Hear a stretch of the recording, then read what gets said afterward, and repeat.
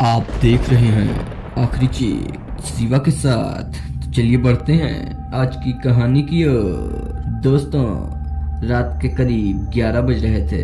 रंजीत अपने घर के सोफे पर बैठकर अपने दोस्त मनीष के फोन के आने का इंतजार कर रहा था, क्योंकि आज रात 12 बजे के बाद न्यू ईयर होने वाला था। इसलिए रंजीत बार बार अपने फोन की ओर देख रहा था। अचानक से रंजीत के फोन की घंटी बजने लगती है। फोन रंजीत के दोस्त मनीष का होता है। रंजीत फोन को रिसीव करता है। उस तरफ से आवाज आती है, अरे ओ रंजीत भाई, तैयार हो ना? चिंटू ने अपने घर पर न्यू ईयर की पार्टी रखी है, वहाँ भी तो चलना है। अरे यार मनीष, मैं तो कभी से तैयार बैठा हूँ, मैं तुम्हारे फोन के आने का ही इंतजार कर रहा था। मनीष बोलता है, चलो ठीक है भाई, पार्टी में आओ, मिलता हूँ। रंजीत और मनीष चिंटू की पार्टी में जाने के लिए घर से निकल पड़ते हैं। रात में वे सभी उस पार्टी में बहुत सारे लोगों के साथ मजे करते हैं और पार्टी में फुल एंजॉय करते हैं। रंजीत के दोस्त मनीष ने काफी ज्यादा ड्रिंक कर ली थी, इसलिए रंजीत बोलता है कि भाई तुम काफी ज्यादा ड्रिंक कर चुके हो, चलो मैं तुम्हें तुम्हारे घर तक छोड़ देता हूँ। रात के करीब 2 बज रहे थे। रंजीत मनीष को अपनी कार में बैठाकर घर के लिए रवाना हो चुका था। अभी रंजीत कार को लगभग 2-3 किलोमीटर आगे ले ही गया था कि रंजीत की कार एक सुनसान सी जगह पर जाकर बंद हो जाती है। कार बंद हो जाने के कारण रंजीत और मनीष कार से नीचे उतरकर बोलते हैं, चल यार, आज ही इस कार को भी खराब होना था। वे सड़क के किनारे टैक्सी का वेट करने लगते हैं। टैक्सी न मिलने पर वे पैदल ही सड़क पर चलने लगते हैं और वे लोग चलते चलते सड़क से बहुत दूर निकल जाते हैं। फिर भी कोई रिक्शा या टैक्सी नहीं मिलती है। फिर रंजीत ने कैब को बुक करने का सोचा और रंजीत ने कैब बुक कर ली। सड़क दोनों तरफ से वीरान और सुनसान थी। सड़क के दोनों ओर दूर दूर तक कोई नजर नहीं आ रहा था। मनीष और रंजीत वहां पर बैठने के लिए आसपास कोई ऐसी जगह ढूंढने लगते हैं, पर उन्हें वहां पर कोई ऐसी जगह दिखाई नहीं पड़ती है। उसने आसपास देखा कि शायद कोई दुकान खुली हो, लेकिन वहां पर कोई दुकान नहीं दिख रही थी। तभी रंजीत को दूर एक दुकान की लाइट दिखाई पड़ती है। दुकान बहुत पुरानी लग रही थी, जिसे देखकर मालूम हो रहा था कि वह दुकान काफी समय से यहाँ पर खुली हुई है। मनीष और रंजीत दोनों उस दुकान की तरफ अपने कदम बढ़ाने लगते हैं। अब वे दुकान के समीप पहुंच जाते हैं तो मनीष उस दुकान के पुराने से बोर्ड पर अपनी नजर डालता है तो उस पर दोनों ओर कुछ अजीब से चित्र बने हुए थे और उन चित्रों के सींग भी थी, मानो कोई शैतान का चित्र हो। और उस बोर्ड के बीचों बीच लिखा हुआ था सापित बस्ती। उसके नीचे लिखा हुआ था आखिरी चीख। वह एक कोल्ड ड्रिंक की शॉप थी। रंजीत ने दुकान से बाहर खड़े होकर आवाज लगाई, कोई है अंदर। तभी दुकान से एक बूढ़ा बाहर निकलता है। वह बूढ़ा कुछ अजीब सा दिख रहा था। उसने एक चादर ओढ़ रखी थी जो कि फटी पुरानी थी और उसकी आंखें कुछ लाल थी और उसके चेहरे पर एक भयानक सी मुस्कान थी। मनीष बोलता है, क्या हम अंदर आ सकते हैं? कुछ ही देर में हमारी कैब आ जाएगी। वह बूढ़ा एक अजीब सी मुस्कान के साथ बोलता है, हाँ आ जाओ। हम लोग अंदर बैठ जाते हैं। तभी वह बूढ़ा बोलता है, कुछ लोगे नींबू पानी।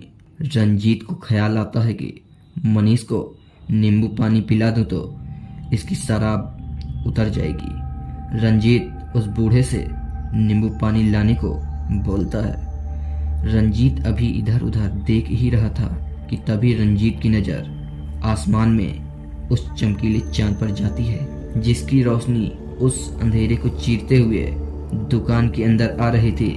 कि तभी रंजीत की नजर मनीष पर जाती है। मनीष और रंजीत की परछाई जमीन पर साफ साफ दिखाई दे रही थी, लेकिन उस दुकान के मालिक की परछाई कहीं भी दिखाई नहीं पड़ रही थी। रंजीत ये सब देखकर अपने नानी की कही हुई बात को याद करता है, क्योंकि रंजीत की नानी कहती थी कि जिसकी परछाई न दिखे वह कोई इंसान नहीं होता। वह भूत होता है।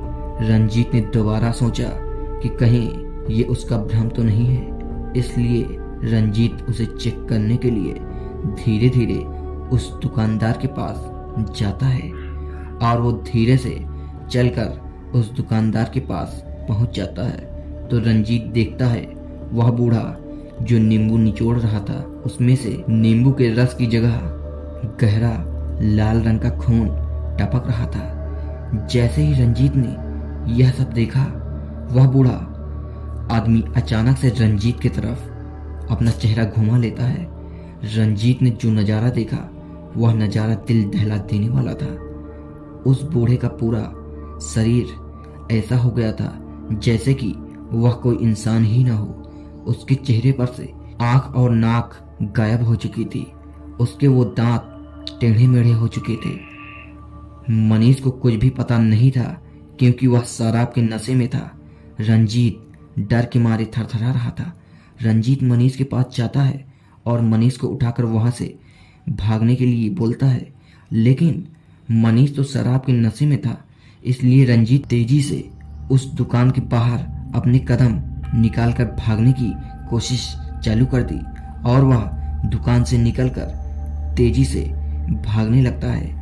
लेकिन रंजीत का पांव रास्ते में पड़े एक बड़े से पत्थर से टकरा जाता है और रंजीत जमीन पर गिर जाता है। जब रंजीत सामने देखता है तो वही अजीब सा चेहरा वाला व्यक्ति उसके सामने खड़ा होता है। तब रंजीत रोते हुए उस अजीब से प्राणी से पूछता है, मैंने आपका क्या बिगाड़ा है, तुम मुझे क्यों मारना चाहते हो? तब वह अजीब सा प्राणी बोलता है, मूर्ख, तुम्हें इस बस्ती में दूर दूर तक कोई इंसान दिखाई पड़ रहा है? नहीं ना, यह एक शापित बस्ती है और यहाँ पर इंसानों का आना मना है। यहाँ पर जो इंसान आता है उस इंसान के सिर्फ आखिरी चीख ही सुनाई पड़ती है। बहुत सालों पहले यहाँ पर एक छोटी सी बस्ती हुआ करती थी। तुम जैसे शहर वालों ने ही इस बस्ती को तोड़कर बड़े बड़े घर बनाने की कोशिश की और जब हम लोगों ने ऐसा करने से मना किया तो एक दिन तुम लोगों ने उस बस्ती में आग लगा दी और सारे गांव वाले मारे गए। तब से हम लोगों की आत्मा इसी बस्ती में रहती है। यह हमारा इलाका है, हम इस जगह को खाली नहीं करेंगे। यहाँ पर इंसानों का आना मना है और आज तो पूर्णिमा की रात है।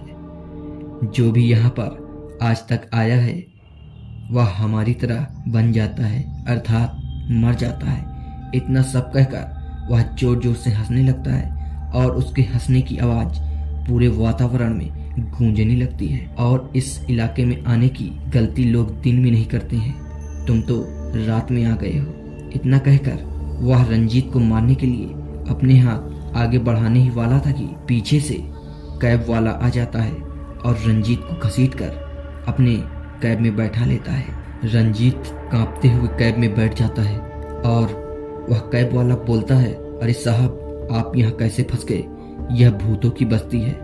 इस इलाके में जो भी आज तक आया है वह जिंदा नहीं बचा है।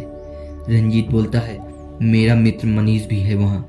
वह कैब वाला बोलता है, अब कोई ज़रूरत नहीं है क्योंकि यहाँ पर गायब होने के बाद आज तक कोई जिंदा वापस नहीं बचा है और ना ही बचेगा, क्योंकि इस भूतिया बस्ती में गायब होना आम बात है। यह सब सुनकर रंजीत उसी कैब में बेहोश हो जाता है और सुबह जब रंजीत की आंखें खुलती है तो रंजीत अपने आप को बिस्तर पर पाता है। उसके कई महीनों बाद रंजीत तेज बुखार से पीड़ित होता है और वह दिल दहला देने वाला दृश्य याद करके रंजीत पागल हो जाता है। तो दोस्तों, यह रही एक डरावनी और भूतिया कहानी। अगर आपको हमारी कहानियाँ पसंद आए तो हमारे चैनल को जरूर सब्सक्राइब करें। धन्यवाद।